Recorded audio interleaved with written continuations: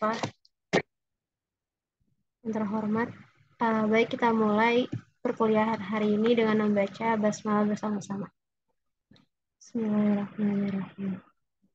Selanjutnya mungkin dipersilakan kepada kelompok 6 untuk melakukan pembahasan kelas. Oke, baik, terima kasih kepada yang telah mempersilakan.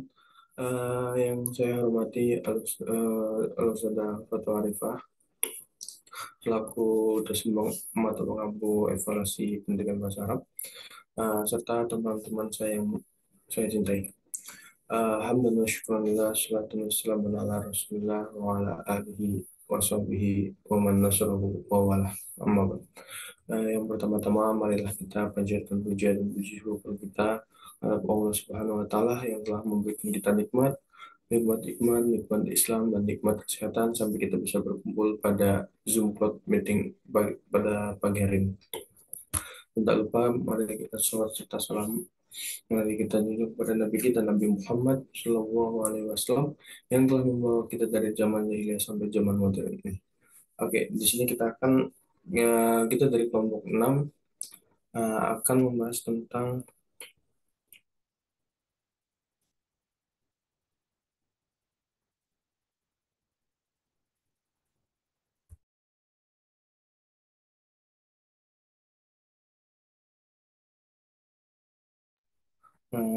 pada materi ini kita akan membahas tentang penyusunan tes bahasa Arab. Adapun kelompok 6, saya tidak sendiri, saya didampingi dengan teman saya yaitu Al Ghifari Rahman dan Muhammad Akimu Arsi. Yang bisa next. Nah, langsung saja kita ke pemateri pertama yaitu Saudara Al Ghifari Rahman. Tunggu, saya persilakan.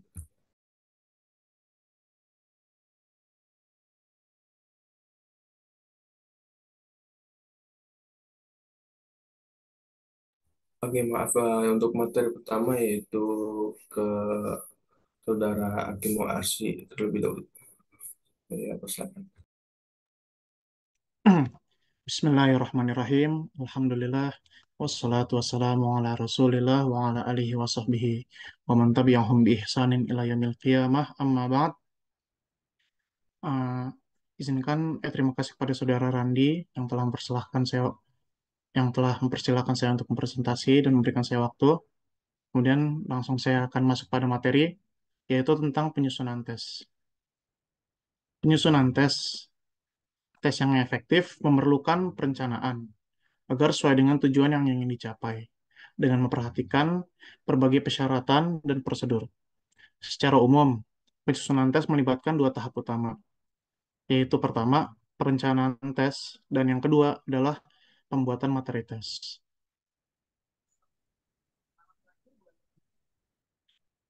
Yang pertama, penyusunan rencana tes.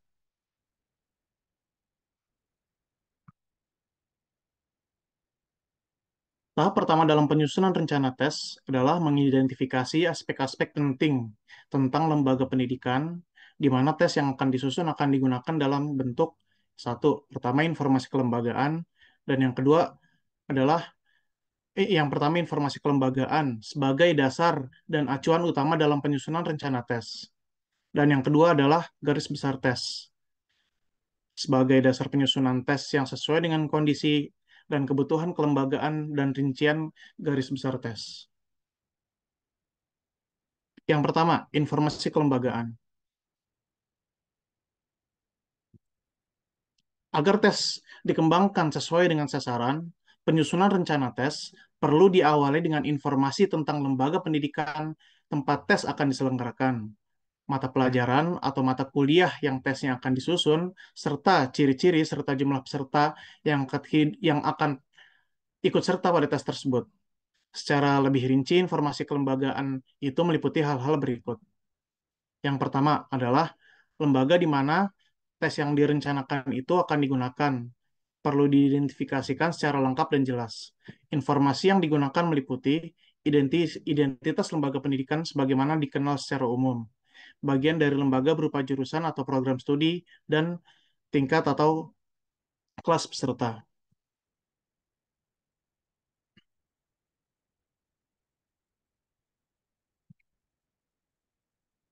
Yang kedua, nama mata kuliah atau pelajaran yang tesnya sedang disusun perlu juga diidentifikasikan secara lengkap dan jelas, sesuai dengan nama yang secara nyata digunakan di lembaga pendidikan tersebut. Yang ketiga, tingkat atau semester atau kelas pembelajar yang akan mengikuti tes. Dan yang keempat, ciri-ciri dan jumlah pembelajar yang merupakan peserta tes yang penyusunannya sedang direncanakan. Ciri-ciri pembelajar yang mungkin perlu dipertimbangkan termasuk bidang kajian pokok yang sedang dipelajari, usia, jenis kelamin, tingkat penguasaan bahasa, dan latar belakang akademik, sosial, ekonomi. Di samping itu, perlu dipastikan bahwa jumlah pembelajar yang akan mengikuti tes, khususnya dalam kaitan dengan jenis dan format tes yang akan digunakan. Informasi ini penting untuk dijadikan dasar pertimbangan, terutama dalam menentukan pilihan antara tes subjektif dan tes objektif.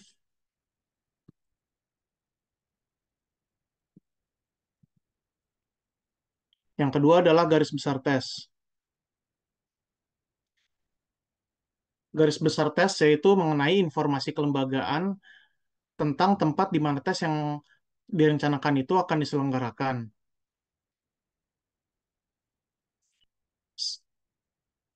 Segera perlu diikuti dengan garis besar tes yang akan disusun, yang memuat rumusan, tujuan umum, dan tujuan khusus tes yang akan diselenggarakan, jenis dan format tes, jumlah butir tes atau pertanyaan, serta rangkumannya dalam bentuk-bentuk kisi-kisi tes. Secara lebih konkret, garis besar tes itu perlu memuat hal-hal sebagai berikut. Satu, rumusan umum penyelenggaraan tes yang dikaitkan dengan tujuan pembelajaran. Yang kedua, rumusan sejumlah tujuan khusus penyelenggaraan tes, yang secara nalar merupakan rincian dan sekaligus penjabaran dari tujuan umum. Atas dasar rujukan atau informasi dari salah seorang pengajar yang perlu dicatat dan dirujuk agar bila perlu dapat dipastikan kebenaran dan ketepatannya. Yang ketiga, penentuan jenis tes yang akan disusun berdasarkan tujuan umum dan rincian tujuan khusus yang telah dirumuskan, baik berdasarkan tujuannya, misalkan sebagai tes seleksi, atau tes formatif, atau tes hasil pembelajaran, sasaran kemampuan bahasa, misalnya sebagai tes menyimak atau tes memahami bacaan, atau sasaran komponen bahasa, misalnya tes tata bahasa atau tes kosakata. Secara khusus perlu pula ditentukan format tes yang digunakan, terutama dalam menentukan pilihan antara jenis tes subjektif dan jenis tes objektif. Nanti masing-masing dari tes subjektif dan objektif ini akan kita bahas di slide-slide berikutnya. Masing-masing dengan rincian dan justifikasi penggunanya. Demikian, mak demikian maka penggunaan tes subjektif perlu dipastikan jenis dan rinciannya. Esai, pertanyaan dengan kata tanya atau melengkapi. Dan penggunaan tes subjektif perlu juga dipastikan jenis dan rinciannya, seperti benar salah, menjodohkan, atau pilihan ganda termasuk jumlah pilihan jawabannya. Yang keempat, penentuan bahan yang nantinya perlu disajikan pada awal tes sebagai acuan pokok dan sumber penyusunan butir-butir tes, khususnya dalam mempersiapkan tes kemampuan membaca atau tes kemampuan menyimak, baik yang berupa wacana tulis maupun wacana lisan yang direkam. Yang kelima, jumlah butir tes atau pertanyaan yang akan ditanyakan yang disesuaikan dengan pilihan bahan yang digunakan sebagai rujukan, sebagai waktu pengerjaan secara nyata tersedia. Berikutnya.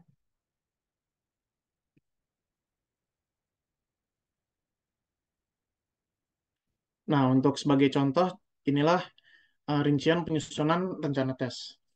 Yang pertama dapat kita lihat, itu informasi kelembagaan. Informasi kelembagaan itu kayak misalnya termasuk universitas atau sekolah, diisi dengan nama lengkap lembaga pendidikan tersebut, di mana tes akan dilaksanakan. Kemudian kedua, fakultas atau jurusan atau program studi. Nama fakultas atau jurusan atau program studi. Yang ketiga, tingkat, semester atau kelas. Kalau misalnya yang kedua ini kayak misalnya contoh jurusan IPA atau IPS kalau lagi masana. Yang ketiga, tingkat, semester, kelas. Dia kelas berapa, semester berapa kalau kuliah, kayak gitu. Angka yang menunjukkan tingkat, semester atau kelas. Kalau ini awal dari rincian penyusunan tes, kemudian jumlah pembelajar peserta tes, yaitu jumlah siswa atau peserta yang mengikuti tes, angka yang menunjukkan jumlah peserta tes. Kalau ini tadi informasi kelembagaan, yang kedua adalah garis besar tes. Garis besar tes tadi meliputi tujuan umum penyelenggaraan tes, yaitu isiannya berupa perumusan tujuan umum penyelenggaraan tes dengan dukungan rujukan kurikulum. Poin kedua dari garis besar tes adalah rincian tujuan penyelenggaraan tes. Yang dimaksud dari sini adalah perumusan rincian tujuan penyelenggaraan tes dengan dukungan rujukan kurikulum atau penjelasan.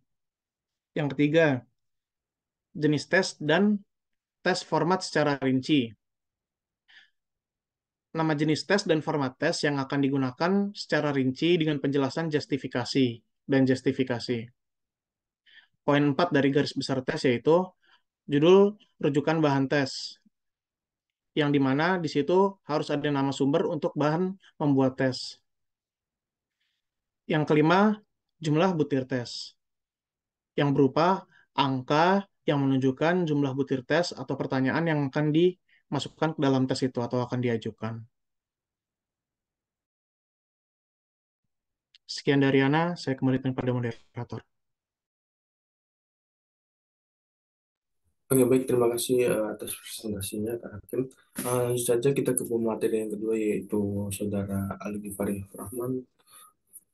Saya persilakan.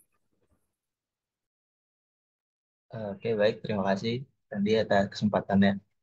Selanjutnya, eh, materi dua materi yang penting ya, yang tadi itu penyusunan apa namanya rencana, kemudian yang saat ini itu penyusunan perangkat tes gitu. Nah, penyusunan perangkat tes itu sebenarnya banyak langkah-langkahnya gitu. Dari beberapa sumber tuh ada yang 9 atau ada yang 7 dan 8. Nah, di sini saya menampilkan dari eh, kami mengampilkan dari buku Profesor Jiwandono. Ada 8 yang diantara itu penyusunan kisi-kisi tes, penulisan butir-butir tes, penulisan petunjuk dan contoh pengerjaan, penulisan kunci jawaban atau rambu-rambu penskoran, penetapan metode validitas tes, moderating, piloting, testing, dan uji coba tes. Perbaikan tes, yang terakhir itu penyusunan perangkat tes dan selengkapnya.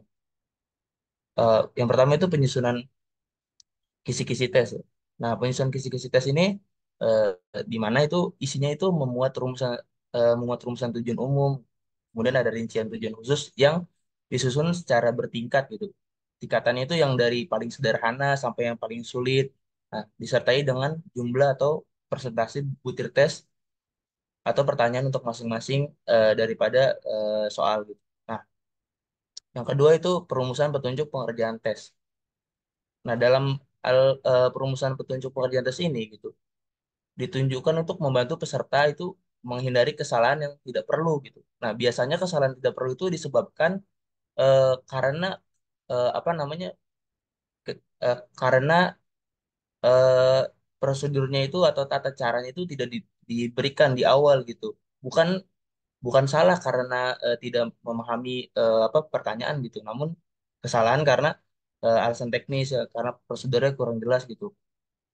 Kemudian yang ketiga ada penyusunan kunci jawaban. Nah, untuk penyusunan kunci jawaban itu biasanya untuk tes objektif itu dengan pemberian skor 1 apabila benar dan 0 bila salah.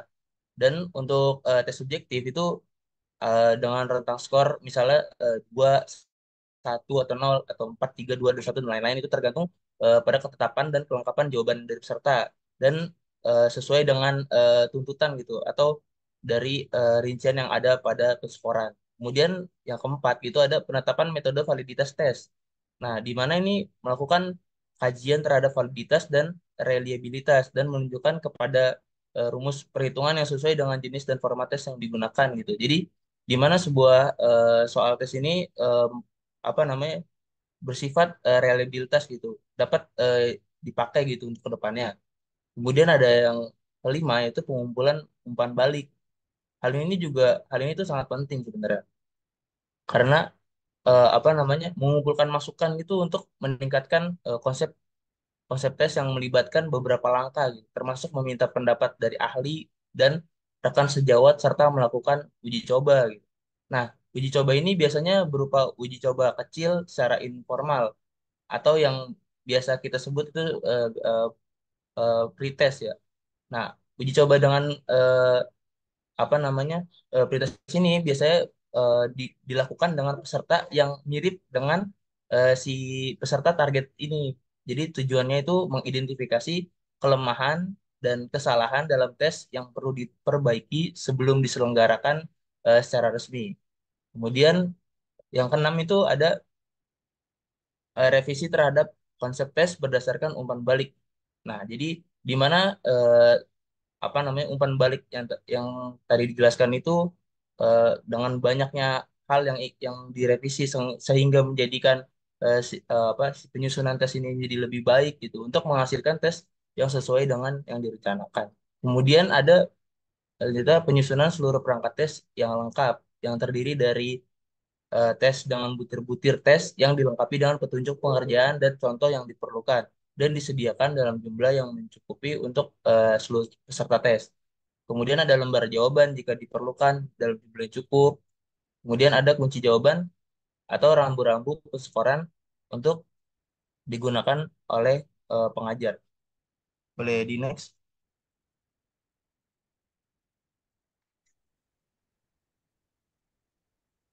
Nah, ini adalah tabel gitu dari ikhtisar yang tadi, rincian tentang alur penyusunan perangkat tes, mulai dari kisi-kisi, butir-butiran sampai apa namanya, sampai ke penyelenggaraan tesnya. Ini boleh di next.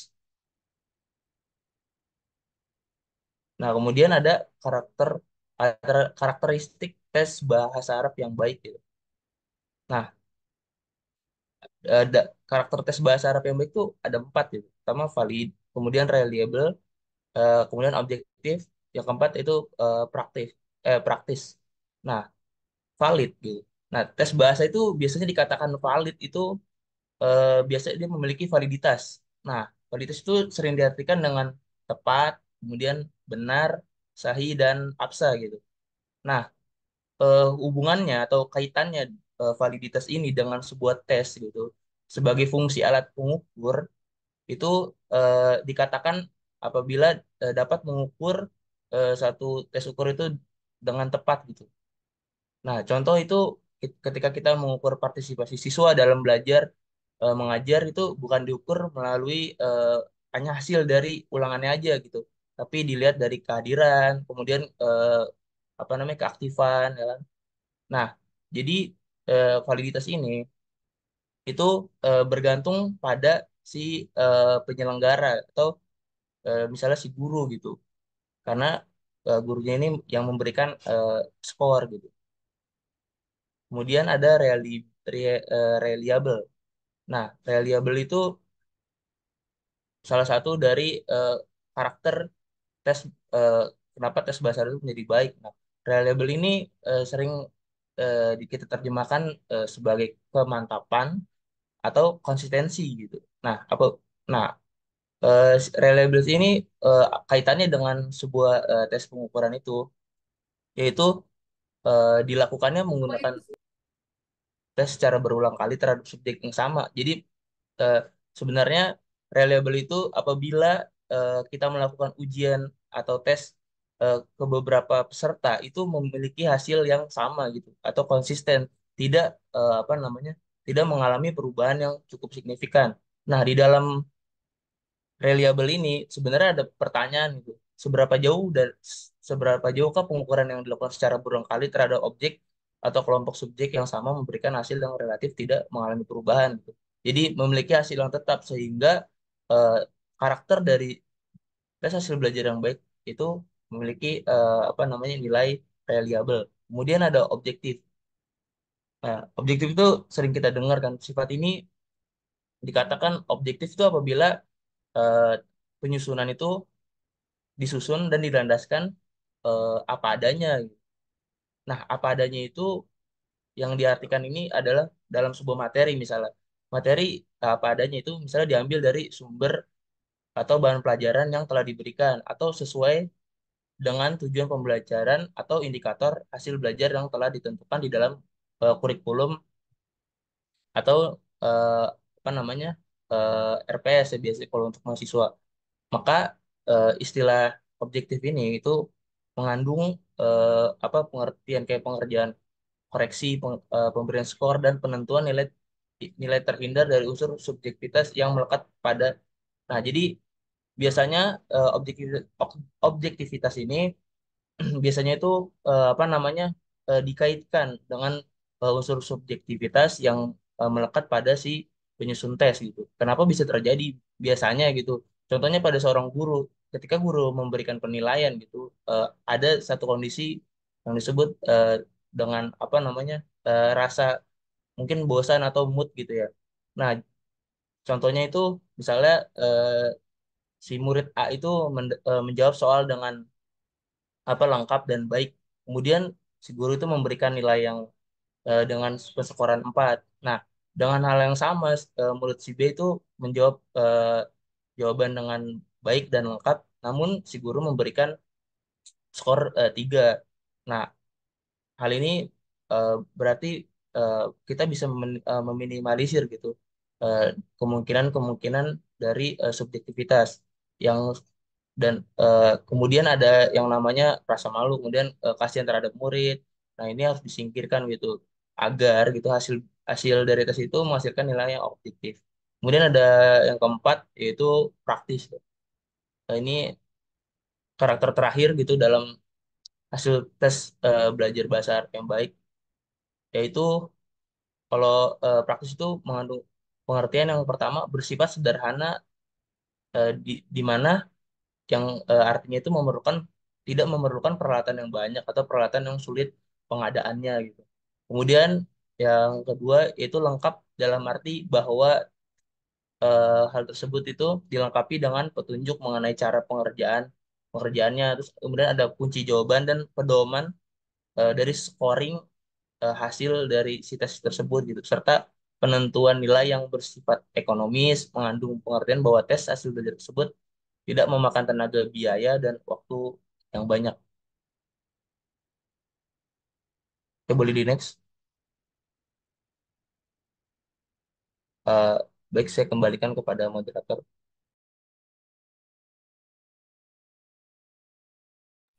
Oke, terima kasih atas materinya dari Saudara Al-Ghifari Rahman.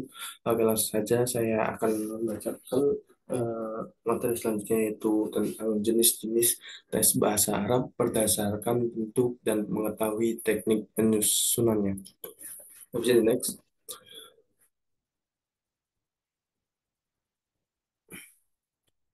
Oke, yang pertama itu ada tes subjektif. Tes subjektif adalah tes yang memerlukan pendapat atau keputusan dari pihak penguji pada saat pemeriksaan dan pemberian skor. Yang pertama itu ada macam-macam tes subjektif. Satu, bentuk uraian terbatas. Hal ini dibedakan menjadi dua, yakni A. Tes ingatan sederhana, di mana bentuk pertanyaan menggunakan kata-kata kam, aina, wa kaifa. Contohnya, kaifa haluka ya Muhammad? Aina taskunu ya akhi? Wa kam kitaban qara'ta bil amsi. Itu untuk tes ingatan sederhana. Terus yang kedua itu tes dengan jawaban pendek, bentuk penyusunan kalimat. Takwinu al-jumlah. Contohnya, rotib hadihil ibarah at-taliyah. Ali, no. Kitab, pada dalika maktab wahada ada rotib hadil ibarah at-taliyah. Terus yang C itu ada pemberian definisi at-ta'rif. Mada contohnya itu mada at-ta'rif bil ma'rifati fi ilmin nahwi. Jadi apa yang kamu ketahui tentang ilmu nahwu? Dan yang kedua yaitu ada bentuk uraian bebas atau diskusi. Model pertanyaannya adalah isroh, bayin, limada, qorin. Contohnya, qorin bainal ilmi lughah wa fikhi. Fikhi lughah, summa limada sumya bi ilmi lughatin nazriyah, bayin al-ma'ani, makna al-mu'jamiyah wal ma'ani al-ma'nawiyah. Wa isyrah hadhihi al-ibarah at-taliyah. Bisa next. Dan Adapun bentuk-bentuk penyesuaian tes subjektif yaitu satu, hendaknya soal-soal tes meliputi ide-ide pokok bahan yang diujikan. Dan kalau memungkinkan disusun soal yang sifatnya komprehensif. Dua, hendaknya soal tidak mengambil kalimat-kalimat yang disalin langsung dari buku atau catatan. Tiga, pada waktu penyusunan, soal-soal itu sudah dilengkapi kunci jawaban beserta pedoman penilaiannya. Empat, hendaknya diusahakan agar pertanyaan bervariasi atau antara jelaskan, mengapa, bagaimana. Hal ini bertujuan agar dapat diketahui lebih jauh penguasaan peserta didik terhadap bahan. Yang kelima, hendaknya rumusan soal dibuat sedemikian rupa sehingga mudah dipahami peserta didik. Yang keenam, hendaknya ditegaskan model jawaban yang dihendaki oleh penyusun tes untuk itu pertanyaan tidak boleh terlalu umum akan telah satu banyakkan spesifik. 7. Tes objektif adalah tes yang dalam pemeriksaan dapat dilakukan secara objektif. Hal ini dimaksudkan untuk mengatasi kelemahan-kelemahan dari tes esai. Tes ini juga dikenal dengan istilah tes jawaban pendek. Tes objektif merupakan tes yang jawabannya hanya memilih salah satu dari kemungkinan jawaban yang telah disediakan atau menuliskan kata-kata tertentu pada tempat yang disediakan.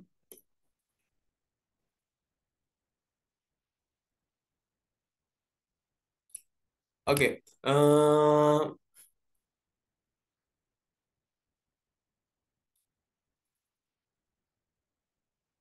Eh, seterusnya ada tes objektif. Tes objektif merupakan tes yang jawabannya hanya memilih salah satu dari kemungkinan jawaban yang telah disediakan atau menuliskan kata-kata tertentu pada tempat yang telah disediakan.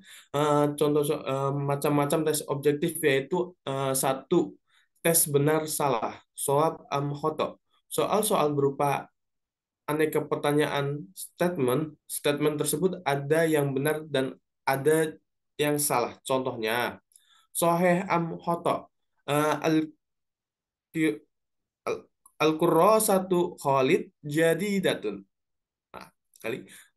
Yang kedua, contoh kedua, Soheh am khoto maktabatun al-mudarrisatu qoribatun. Terusan ada juga tes pilihan ganda, ikhtiyaru min muta'addidun. Muta'addidun. Tes ini terdiri dari keterangan atau pemberitahuan tentang suatu pengertian yang belum lengkap, dan untuk melengkapinya harus memilih satu dari beberapa alternatif jawaban yang telah disediakan. Contoh, ihtar al-ibarah as-sahihah at-taliyah. Nahnu nuhibbu al-fuqara. Alif, hunaka masakin. Ba, masakin. Jim, miskin. Dal, maskan. Oke, bisa di next.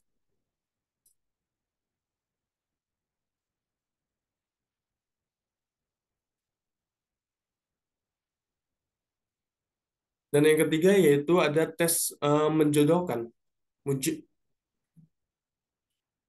Muzawazah. Terdiri dari satu seri pertanyaan dan satu seri jawaban. Masing-masing pertanyaan mempunyai jawaban yang tercantum dari seri jawaban tersebut. Contohnya, do makanul faro kalimatul musnasibah minal kalimati fi ajanibil aisar. Jadi yang A itu dicocokin dengan yang B. Cari mana yang jawaban yang sahih, yang pas. Next. Yang keempat itu ada tes isian. Terdiri dari kalimat yang hilang bagiannya. Siswa dituntut untuk mengisi kalimat yang hilang. Contohnya, do makanil faro kalimatul munasibah. Aku mumin nuktoh fis sobahi al bakir. Nah, yang di nuktoh itu disuruh isi.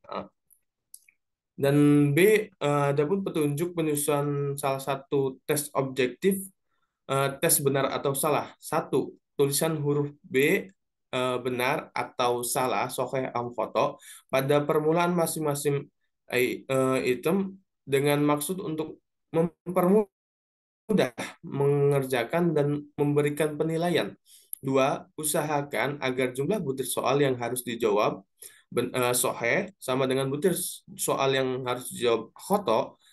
Nah, dalam hal ini hendaknya pola jawaban tidak bersifat teratur. Tiga, hindari item yang masih diperdebatkan. Empat, hindari pertanyaan-pertanyaan yang persis dengan buku. Lima, hindari kata-kata yang menunjukkan kecenderungan memberi saran seperti yang dikendaki oleh item yang bersangkutan. Enam, hendaknya bahasa atau istilah-istilah yang digunakan cukup sederhana, ringkas, jelas, dan mudah dipahami.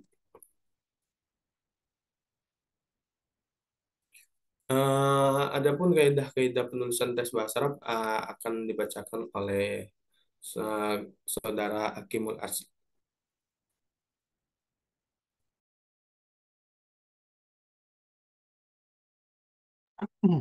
Ya, Bismillahirrahmanirrahim. Terima kasih kepada Saudara Randi.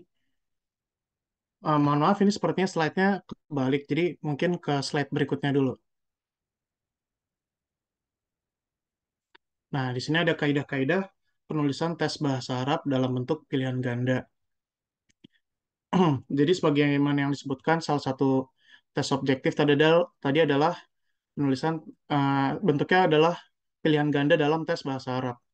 Yang pertama, kita dari kaidah materi. Dalam hal materi, soal harus sesuai dengan indikator. Misalnya, pada kompetisi dasar 3.2 mata pelajaran Bahasa Arab kelas 10 MA adalah mengubah bentuk kata kerja atau fi'il sesuai dengan domirnya pada tema At-Tahiyyah wa Ta'aruf. Maka tes atau soalnya memang harus menguji tentang mengubah bentuk kata kerja atau fi'il sesuai dengan domirnya pada tema At-Tahiyyah wa Ta'aruf. Contoh, Indi Jaddun huwa nuktah Al-Quran fi ghurfatil julus. Nah, berarti kalau misalnya emang indikatornya itu tentang mengubah bentuk kata kerja fiil atau kompetisi dasarnya tentang mengubah bentuk kata kerja fiil, maka yang harus dilakukan bagi kita sebagai pembuat tes yaitu membuat tes yang sesuai dengan indikator atau yang diminta dari kompetisi dasar. Yaitu misalnya kan tadi di sini Indi Jaddun nuktah yaqra'u Al-Quran fi ghurfatil julus. Berarti kan yaqra'u, kayak gitu. Bukan takra'u atau bukan akra'u, bukan takra'u atau yaqra'. Nah, yang kedua, materi yang ditanyakan sesuai dengan kompetensi atau urgensi, relevansi, kontinuitas, atau keterpakaian sehari-hari tinggi. Kompetensi yang dimaksud di sini adalah kesesuaian dengan kompetensi atau keterampilan yang diharapkan. Yang ketiga, pilihan jawaban harus homogen dan logis. Contoh soal yang homogen di sini al-fatura fil maqsaf indal istirahah. Nah, di sini ada jawabannya kan. Alif nalabu, ba tanawal, tanawal, tanawalu. Nah, tanawalu. Jim nasrobu, dal nadhabu, dan ha narji'. Opsi jawaban pada contoh soal atau tes di atas sudah jelas adalah sejenis atau homogen, yaitu berupa fiil mudhari semua. Jawaban yang benar adalah B. Dan opsi lainnya adalah pengecoh. Dan ada contoh soal yang kurang baik, seperti misalnya yang tidak homogen, misalnya kayak gini. Aisyah memberikan pertanyaan. Kemudian Fatimah menjawab, Ana min Bandung. Nah, apabila kita mengajukan sebuah tes seperti ini, itu sangat tidak tepat karena eh, ada gimana ya? Intinya ini bukan termasuk jenis tes yang bagus gitu.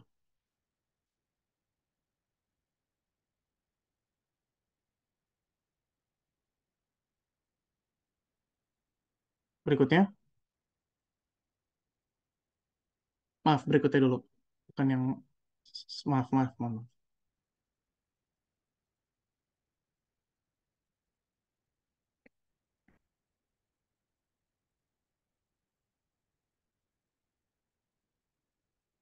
Nah, kemudian pokok soal tidak memberikan petunjuk ke arah jawaban yang benar atau kunci jawaban. Contoh, contoh kan kalau di sini titik-titik-titik al-fatur fil maqsaf indal istirahah. Nah, untuk sebuah tes yang kita ujikan, biasanya kadang seorang guru ketika lagi membuat kunci jawaban, kita mungkin kurang sengaja atau tidak sengaja gitu, membold atau memberikan underline atau memberikan clue gitu seperti di italic, maksudnya dikasih miring di suatu huruf sehingga terjadi kekeliruan seperti kayak gini. Jadi kita nggak boleh memberikan clue atau petunjuk ke arah jawaban yang benar atau kunci jawaban gitu. Kita lagi membuat kunci jawaban kan kadang kita ada kecelakaan atau ada kesalahan gitu. Nah, jadi jangan sampai ketika lagi kita membuat tes bahasa Arab terdapat kekeliruan itu gitu. Contoh, pada contoh soal atau tes di atas dalam pengertian opsi jawaban B diketik dengan underline atau garis bawah.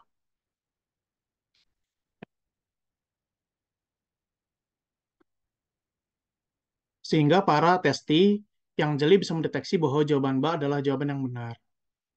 Terus kemudian yang keempat, pokok soal jangan mengandung pernyataan negatif ganda. Pada pokok pada pokok soal tidak boleh ada dua kata atau lebih yang mengandung arti negatif. Yang kelima itu eh, panjang rumusan pilihan jawaban harus relatif sama. Contoh soal, misalnya tarjim hadhil jumlah ila lughah al-arabiyyah. Ini teman perempuanku. Namanya Halimah, dia dari Bandung. Nah, kemudian apabila kita ingin membuat tes soal dalam pilihan ganda yang um, termasuk menerjemahkan, maka dari itu kita harus membuat pilihannya memiliki panjang jawaban yang relatif sama gitu. Seperti pada di sini, contohnya adalah hadza sodiqoti ismuha Halimah hiya min Bandung. Tentu jawabannya bukan yang A. Terus habis itu yang B, hadhihi sodiqoti ismuhu Halimah hiya min Bandung. Tentu jawabannya bukan B. Kemudian yang C, hadhihi sodiqoti ismuha Halimah hiya min Bandung. Nah, mungkin ini jawaban yang tepat. Yang dal, hadhihi sodiqati ismuha Halimah huwa min Bandung. Nah, ini salah. Jadi semuanya relatif jawabannya panjang jawabannya sama. Kemudian next.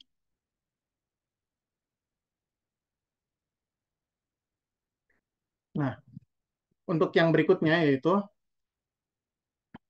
pilihan jawaban tidak boleh mengandung pernyataan semua pilihan jawaban di atas benar atau semua pilihan jawaban di atas salah. Itu tidak tepat. Dan yang ketujuh, pilihan jawaban yang berbentuk angka atau waktu disusun berdasarkan urutan besar kecilnya angka atau kronologisnya. Misal, mata yang tahil yaumud dirosi.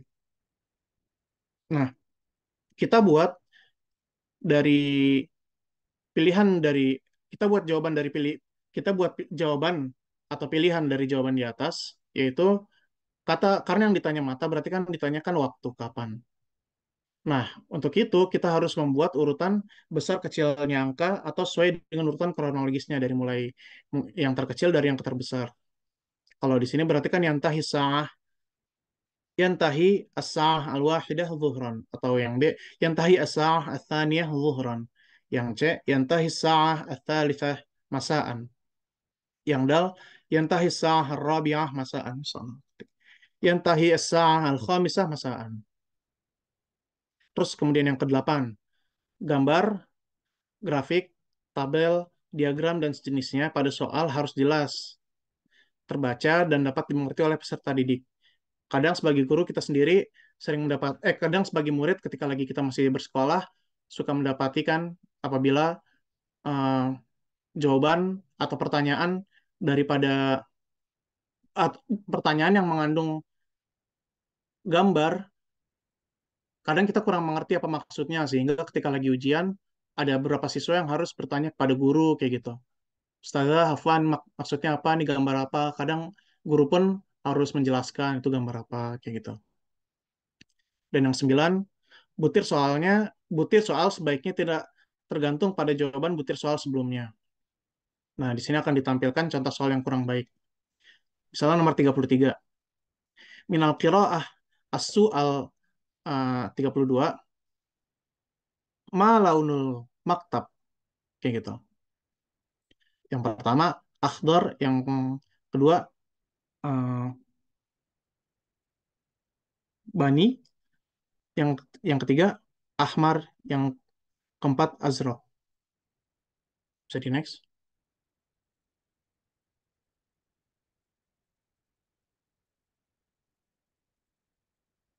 Nah, mohon maaf.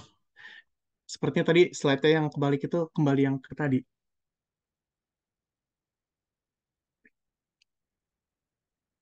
Nah, kemudian ada kaidah konstruksi.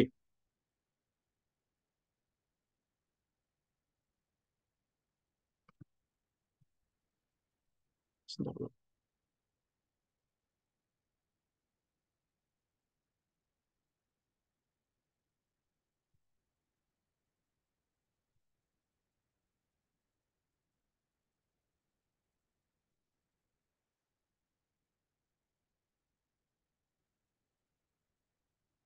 Nah, dalam kaidah konstruksi ini,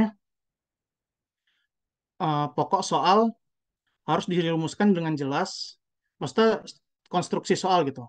Konstruksi soal itu harus dirumuskan dengan jelas, singkat, dan tegas sehingga tidak multiinterpretasi, terukur, dan tidak diskriminatif.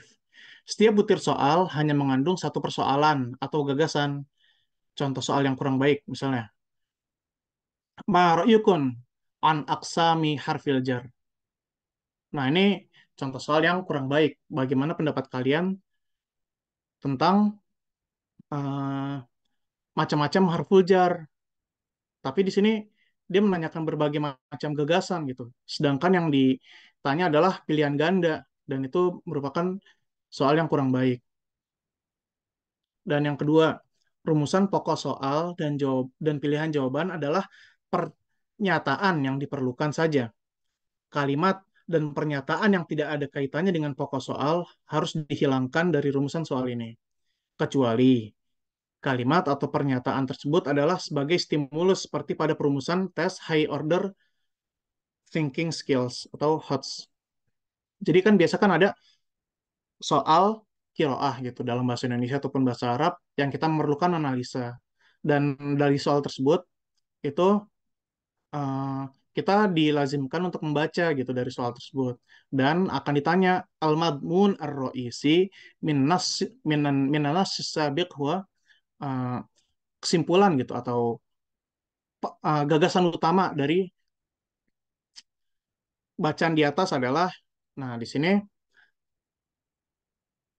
rumusan pokok dan soal pilihan dan rumusan pokok soal dan pilihan jawaban adalah pernyataan yang diperlukan saja. Jadi kalau di sini kecuali kan untuk HOTS. Jadi banyak pernyataan atau jawaban yang diperlukan juga karena yang ditanyakan adalah gagasan utama al-matmun ar-ra'isi gitu. Kalimat dan pernyataan yang tidak ada kaitannya dengan pokok soal harus dihilangkan dari rumusan soal kayak gitu. Bisa di next.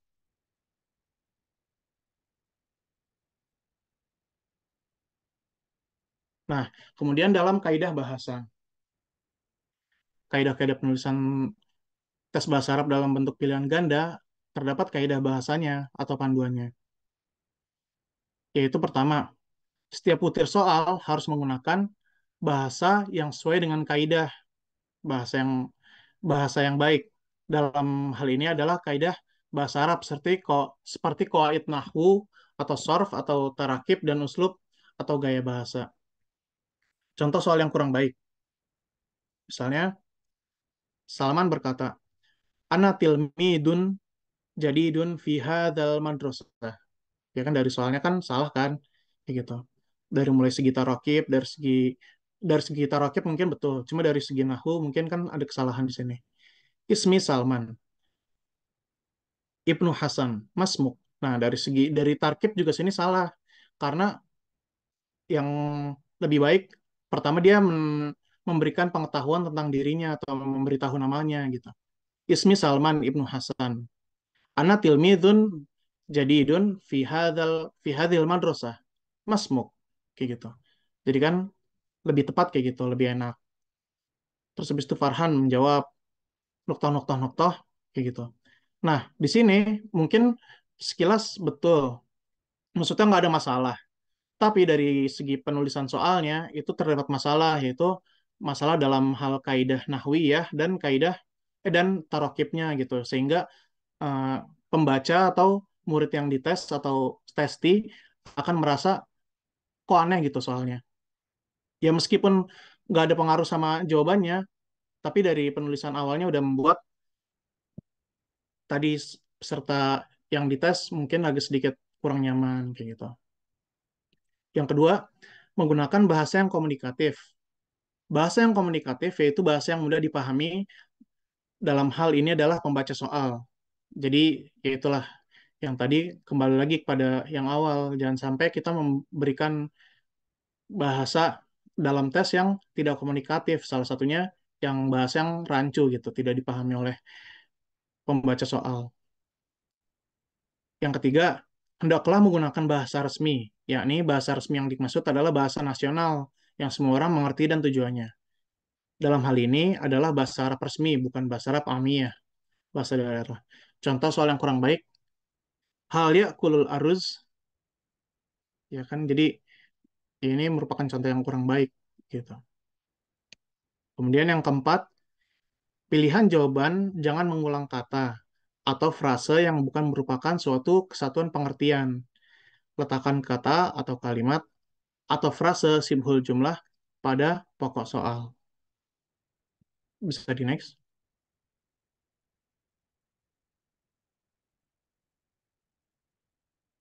Nah, sekian penjelasan dari saya. Mungkin saya akan izin kembalikan kepada moderator.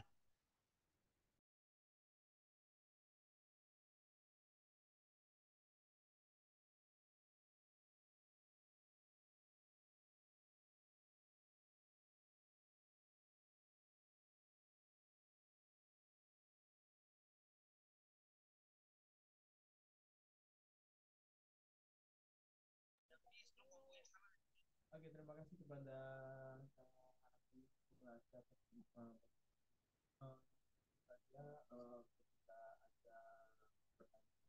ketika ada pertanyaan kita melakukan.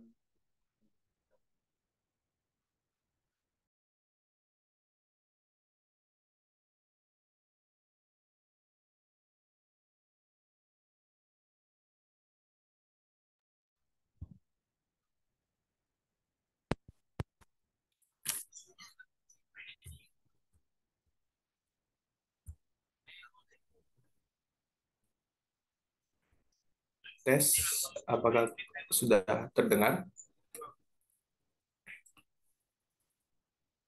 Oke, terima kasih atas pemaparannya Kak Akumulasi. Langsung saja kita ke sesi tanya jawab. Apabila ada pertanyaan dari teman-teman sekalian, bisa mengaktifkan fitur raise hand terlebih dahulu. Baik, kepada Saudara Albi Hazimi, saya persilakan. Oke, eh, terima kasih atas kesempatannya. Tadi dijelasin eh, di materi itu adanya tes secara objektif ya. Nah, di tes objektif ini eh, lebih kayaknya itu lebih pada mengukur daripada pengetahuan dan keterampilannya. Nah, itu kira-kira apa keuntungan menggunakan tes objektif dalam pengukuran pengetahuan dan keterampilannya?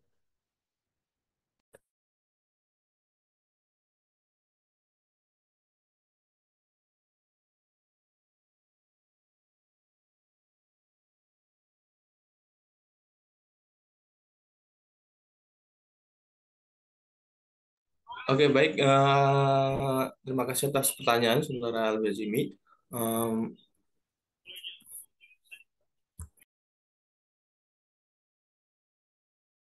Apabila ada pertanyaan lain dari teman-teman kalian bisa aktifkan fitur raise hand terlebih dahulu.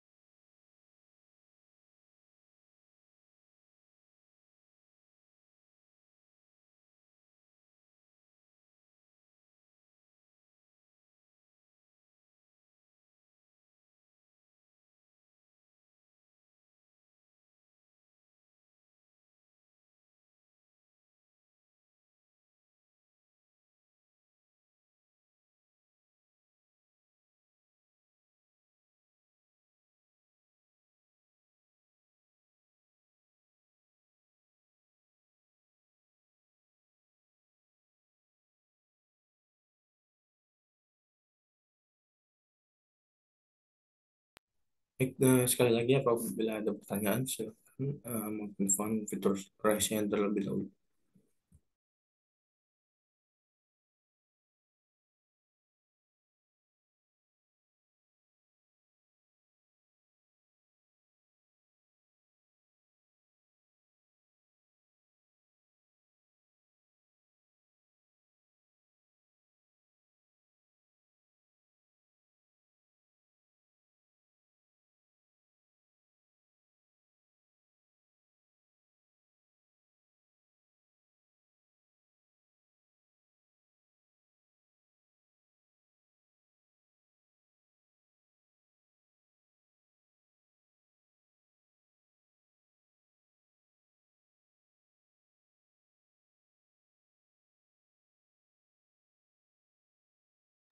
Baik, dikarenakan tidak ada pertanyaan, saya tampung terlebih dahulu pertanyaan dari Saudara Ali Nazimi dan kita akan menuliskan terlebih dahulu ya.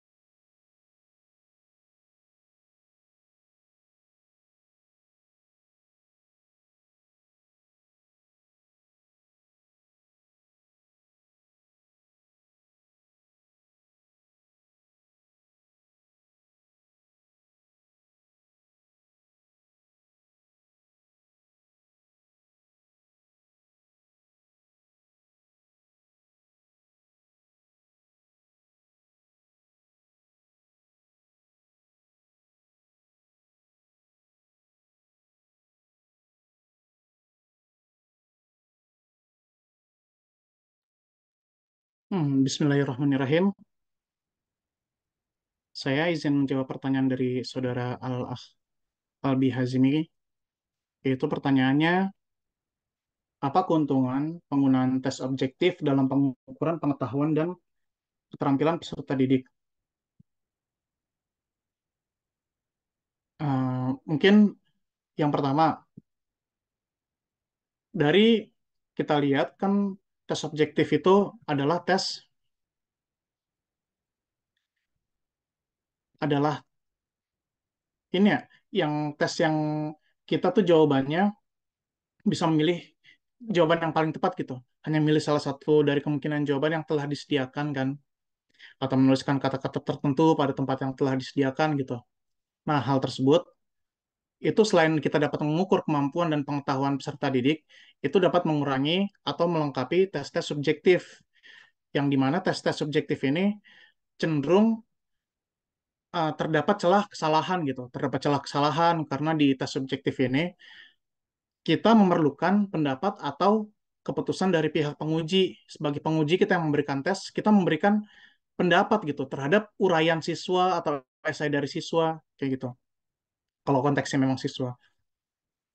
Jadi kita memberikan nilai, memberikan penskoran itu kadang memerlukan pendapat dari kita. Sedangkan kalau misalnya kalau misalnya kalau misalnya tes objektif Selain itu memudahkan para penguji, kemudian menghilangkan kemungkinan kita harus memberikan pendapat terhadap soal tersebut, kita memberikan penilaian dengan membaca paragraf yang diberikan siswa, karena karena tes objektif sudah ada kunci jawabannya, itu akan lebih memudahkan kita. Dan dari tes objektif ini kita dapat, insya Allah dengan baik, mengukur seberapa besar kemampuan atau pengetahuan siswa dari tes tersebut gitu. Karena misal dari tes objektif ini kita bisa bikin misal suatu kalimat gitu kan, suatu jumlah. Nah, dari suatu jumlah itu kita nanti memberikan garis bawah pada jumlah tersebut. Kalau misalnya dalam nahu gitu ya, misalnya bagaimana i'rab dari jumlah ini atau apa kedudukannya dalam kalimat kayak gitu. Itu sudah mewakili pengetahuan dasar tentang suatu konsep yang kita ajarkan misalnya kayak gitu. Allahu a'lam bishawab. Atau mungkin ada yang ingin menambahkan dari teman-teman?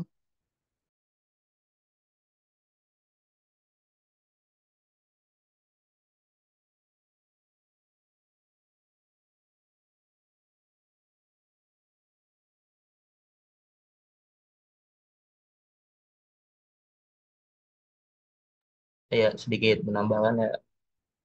Jadi eh, sebenarnya tadi ada gitu, ada kelemahan dari tes subjektif itu di apa namanya, karakteristik dari tes yang baik ya, karakter karakteristik yang baik gitu. Salah satunya itu objektif gitu. Nah, objektif itu kan berarti yang tadi itu berlawanan dengan subjektif. Kenapa?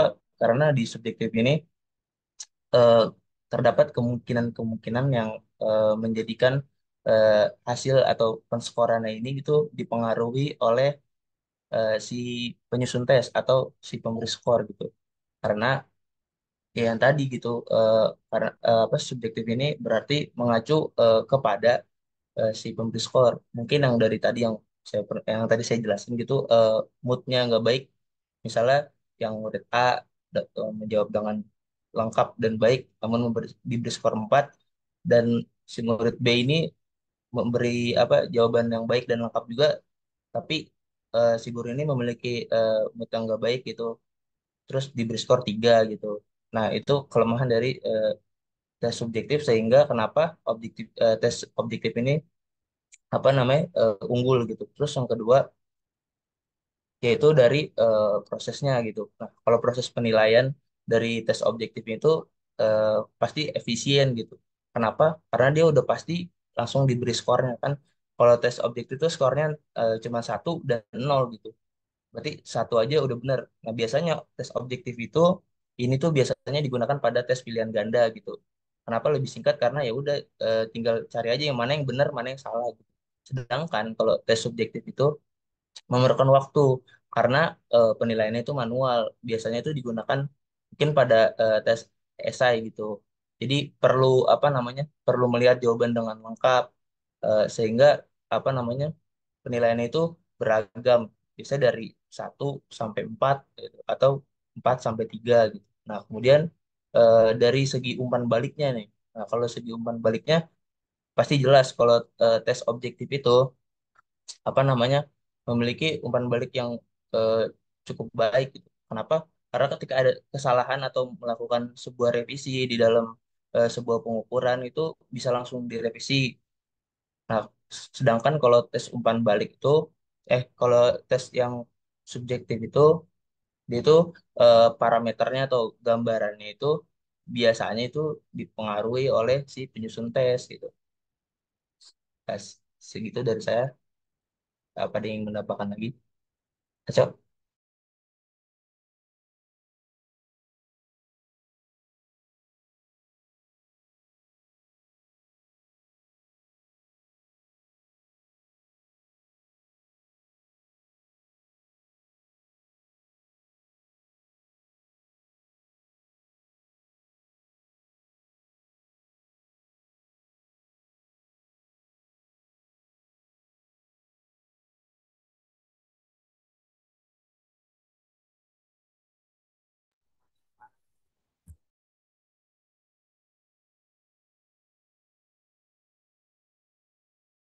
Oke, kepada Saudara Albi Hazimi, apakah sudah terjawab pertanyaannya?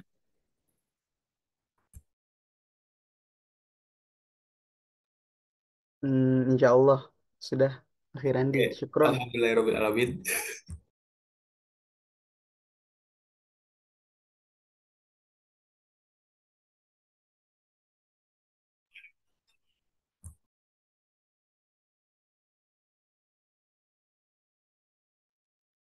Ya, baik, ada lagi. Oh, ini pembahasannya bagus ya, cukup ya tahu sangat mendalam ya untuk materi terakhir sebelum UTS ya. Jadi ada beberapa juga kan materi yang tadi disampaikan ya, penguat ya untuk materi yang sebelumnya ya. Terima kasih. Tadi ada Akim, Al-Ghifari, dan Randi yang sudah mempresentasikan. Nah, teman-teman yang tadi sudah dibahas itu eh, kalau diibaratkannya sebagai ini ya, kesimpulan besar ya tentang bagaimana penyusunan eh, atau bagaimana kita untuk menyusun satu tes ya. Nah, karena kan salah satu kompetensi seorang guru yang harus dikuasai yaitu ya ini tugas membuat tes ya, membuat evaluasi pembelajaran dengan instrumennya tes ya. Berarti ini kan sudah pada mata kuliah ini teman-teman sudah banyak yang membahas tentang penilaian hasil belajar, kedudukan evaluasi di dalam pembelajaran, kemudian tes dan non-tes ya, kemudian juga jenis-jenis tes bahasa. Nah, pada hari ini kita membahas tentang penyusunan tesnya. Nah, tadi sudah disampaikan ya di awal, ya, yang paling pertama berarti apa yang harus kita ketahui?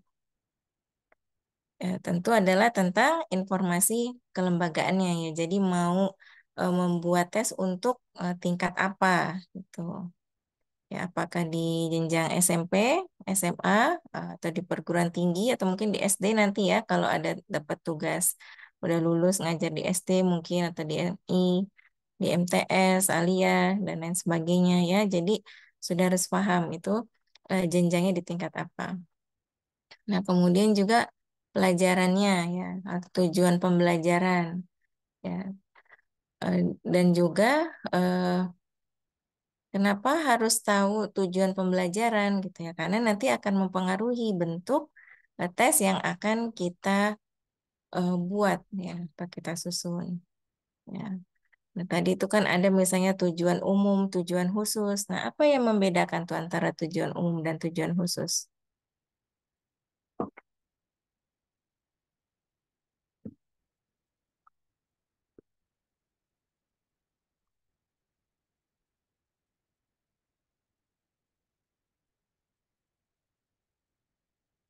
Bagaimana? Yang lainnya nyimak kan nih selain pemateri. Ke pemateri udah melotok kayaknya ya.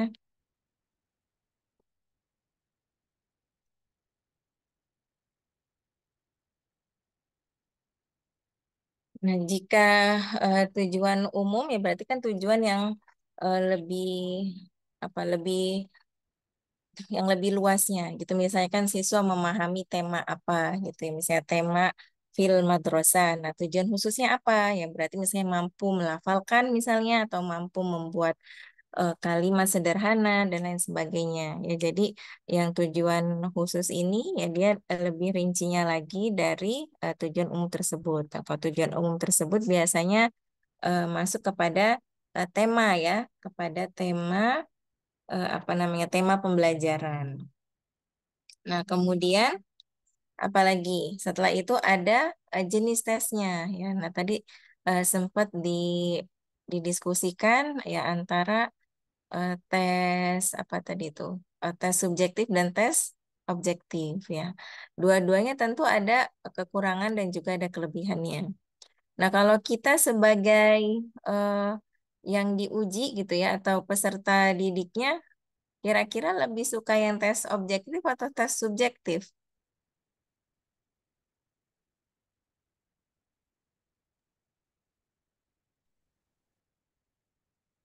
Kalau Putra, Putra Maulana lebih suka tes objektif atau tes subjektif?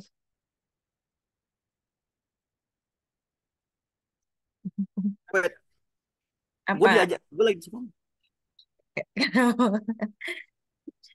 Kenapa Putra? Masa saya Ya, antara tes objektif dan tes subjektif, ya mana yang lebih kamu suka Putra?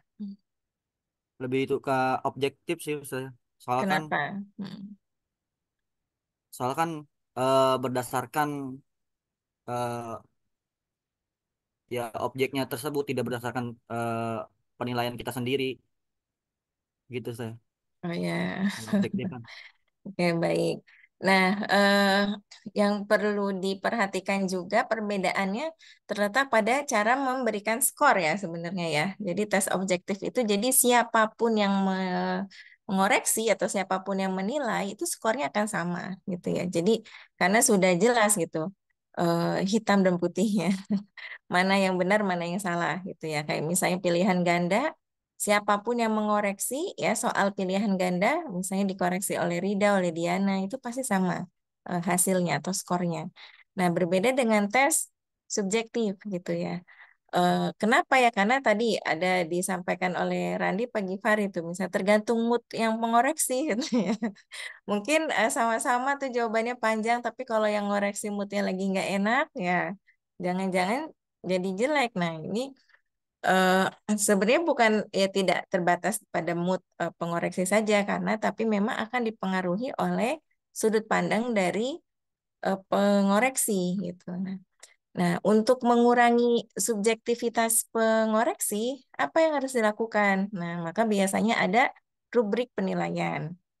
Ya, misalnya kalau teman-teman dapat soal esai, nah itu sebenarnya dosen ataupun guru-guru ya sudah punya seharusnya ya secara teorinya kan harus ada rubrik penilaian.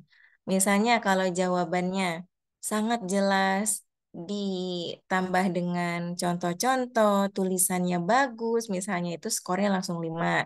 Kalau misalnya jawabannya jelas gitu ya, atau mudah difahami tapi tidak diberikan contoh, itu skornya 3. Nah, itu biasanya harus ada rubrik seperti itu. Jadi, itu untuk membatasi itu tadi mood gitu ya Givari ya, supaya tidak terpengaruhi oleh perasaan penilai saja gitu, tapi yang menilai pun punya acuannya gitu ya. Nah, karena misalnya kalau eh, mungkin saya secara pribadi kalau misalnya esai itu kan agak kesulitan ya. Bagaimana supaya adil gitu, supaya tetap objektif ini penilaian di bentuk soal apa bentuk yang esai ini. Nah, itu harus saya buat rubriknya gitu. Kalau jawabannya misalnya sangat detail, ada contoh, kemudian terstruktur gitu ya, tidak ada salah ejaan. Nah, itu berarti nilainya maksimal. Atau kalau misalnya ada ejaan sedikit, yang salah, itu dikurangi sedikit dan seterusnya gitu ya. Nah, itu acuannya bagaimana ya? Bisa dikembangkan sendiri oleh guru ya sesuai dengan kebutuhannya gitu ya, ataupun melihat rubrik-rubrik dengan bentuk evaluasi yang senilai, yang serupa gitu ya. Nah, kemudian tadi juga sudah bagus sekali ya diberikan contoh-contoh tentang bentuk-bentuk tes ya. Itu sebenarnya pengulangan ya tadi kemarin kan sudah dibahas ya tentang eh, apa namanya tes berdasarkan perskoran sudah ada ya. Ya di eh, kelompok 3 ya itu ada siapa Filza, Kohana, Zilfa ya yang membahasnya ya. Nah, kemudian setelah kita tahu mau membuat jenis tes apa gitu ya. Nah, kemarin kan kita juga sudah membahas tentang ini sebenarnya ya, bentuk-bentuk atau macam-macam tes berdasarkan pendekatan bahasa, sasarannya. Nah, itu bisa juga dipakai sebagai landasan penentuan jenis tes apa gitu kan. Apakah mau tes yang diskret, integratif, ya pragmatik, atau mungkin komunikatif kalau memang levelnya sudah tinggi gitu. Nah, kemudian ada juga tentang jumlah butir tes atau sebenarnya ada judul rujukan bahan tes. Itu jadi materinya apa gitu yang akan dibahas ya. Nah, itu nanti juga akan berpengaruh kepada bentuk kisi-kisi ya, kisi-kisi butiran tes ya, perangkat tesnya apa, ada kisi-kisi, butir tes ya, bentuk dan contoh pengerjaan. Nah, kalau teman-teman sudah pernah ini sudah pernah melihat RPP ya di sekolah ya, itu biasanya guru di bagian bawahnya itu ada penyusunan kisi-kisi. Nah, jadi misalnya pendistribusian butiran tesnya itu di nomor berapa saja gitu ya. Nah, kalau sampai yang lengkap itu sebenarnya kan sampai ke metode validitas tes gitu ya, sampai ke yang revisi dan seterusnya ya. Nah, kalau biasanya hanya tes untuk satu kali pakai, mungkin tidak sampai ke validitas tes. Kecuali kalau teman-teman ada kepentingan untuk penelitian misalnya, nah itu kan harus ada validitas tesnya. Nah, nanti untuk pembahasan tentang validitas dan juga reliabilitas satu tes itu akan dibahas nanti setelah UTS ya. Nah, tapi tadi sudah sempat disinggung oleh pemateri pada kelompok hari ini. Nah, itu masuk kepada bentuk tes yang baik gitu, yang bagus. Nah, maksudnya apa ya tadi valid ya, berarti tepat, benar. Dari jenis apa? Maksudnya benar dan apa ya itu sesuai dengan tujuannya gitu. Jadi kalau misalnya tujuannya adalah untuk mengukur ya, mengukur kemampuan peserta didik dalam misalnya membuat kalimat sederhana. Nah, maka bentuk tesnya seperti apa gitu kan. Nah, nanti juga kan ada misalnya reliabilitas itu berarti kan ajak gitu ya. Jadi eh, untuk diuji oleh kelompok yang lain pun hasilnya bisa sama gitu, skornya tidak terlalu jauh gitu ya. Nah, karena eh, untuk suatu tes itu bukan berarti tes yang baik itu adalah yang salah semuanya gitu atau yang tidak bisa dikerjakan oleh siswa ya itu nggak benar juga ya berarti kalau bikin tes nggak ada yang bisa jawab itu kan berarti salah itu ya. Salah karena berarti bisa jadi tesnya itu atau pertanyaannya yang salah gitu ya.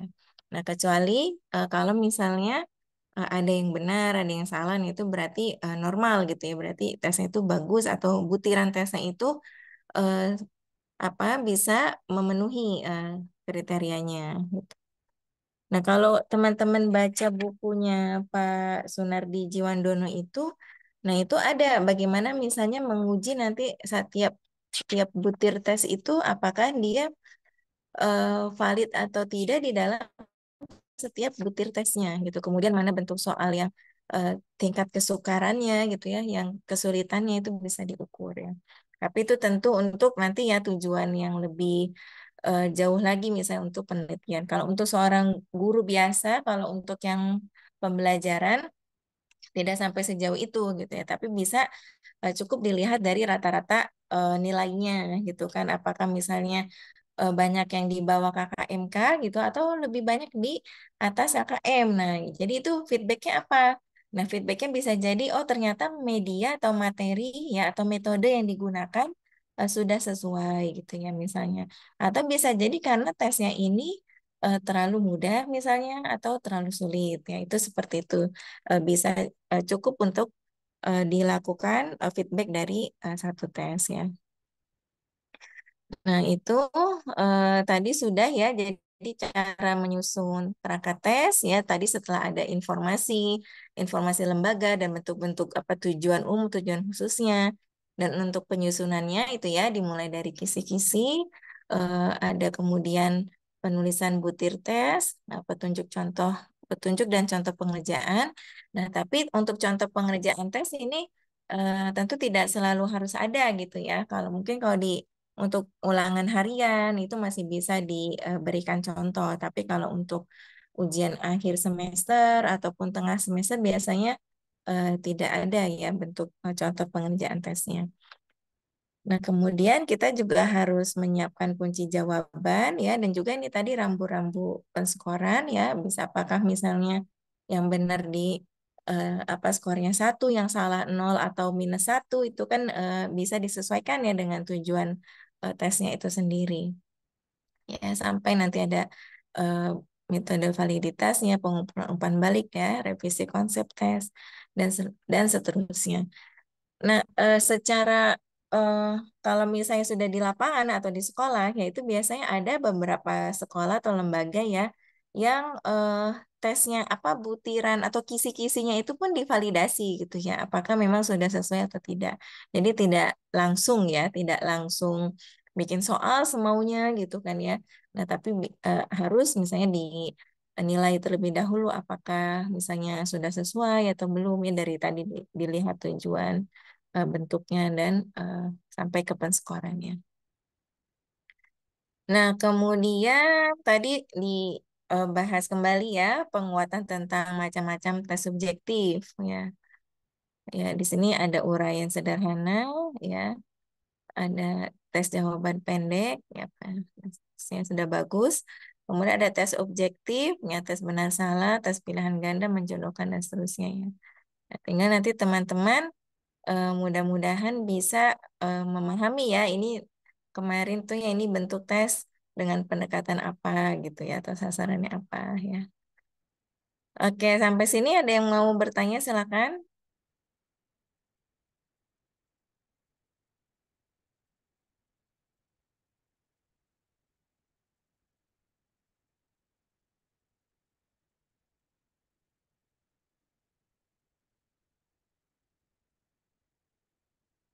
Sudah jelas? Ini diam ngantuk, diam lemas apa diam sudah paham? Mudah-mudahan diam sudah paham ya. Ya, insya Allah nanti pekan depan kita akan UTS ya. Nah, jadi teman-teman mudah-mudahan sudah memahami ya, dibaca lagi materi-materi yang sebelumnya. Ya, nanti diinformasikan ya bagaimana teknis pelaksanaan UTS-nya. Oke.